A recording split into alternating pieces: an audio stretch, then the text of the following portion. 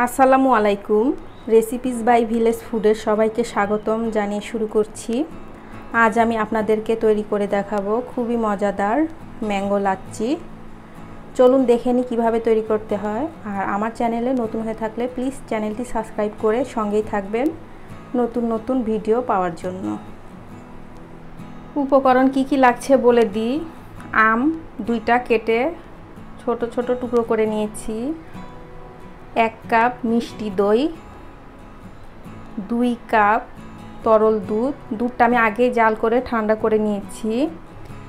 এখানে লাগবে চিনি 1 টেবিল চামচ, কারণ আম দই মিষ্টি, এজন্য চিনির পরিমাপটা বুঝে শুনে দিতে হবে। আর লাগবে আইস কিউব। এখানে একটি জার নিয়েছি, এর মধ্যে দিয়ে দিব কেটে রাখা আম, চিনি, দুধ 1 কাপ,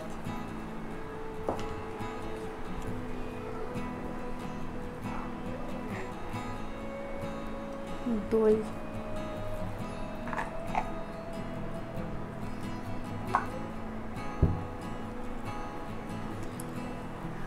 ব্লেন্ড করে নিব। 2-3 মিনিট খুব ভালোভাবে ব্লেন্ড করে নিয়েছি। এখন আমি এখানে আরও 1 কাপ দুধ দিয়ে দিব, টোটালি 2 কাপ। এখন আরেকবার খুব ভালোভাবে ব্লেন্ড করে নিব।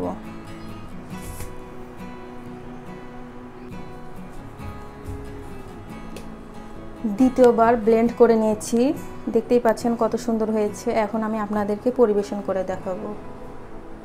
এখন এখানে দিয়ে দিব কিছু আইস কিউব।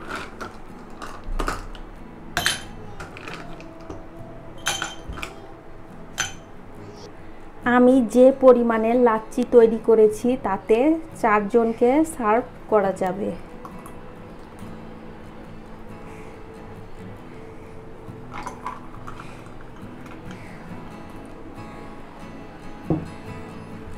তৈরি হয়ে গেল খুবই মজাদার ম্যাঙ্গো লাচ্ছি। ভিডিওটি দেখার জন্য সবাইকে ধন্যবাদ। আজ এ পর্যন্তই। সবাই ভালো থাকবেন। আল্লাহ হাফেজ।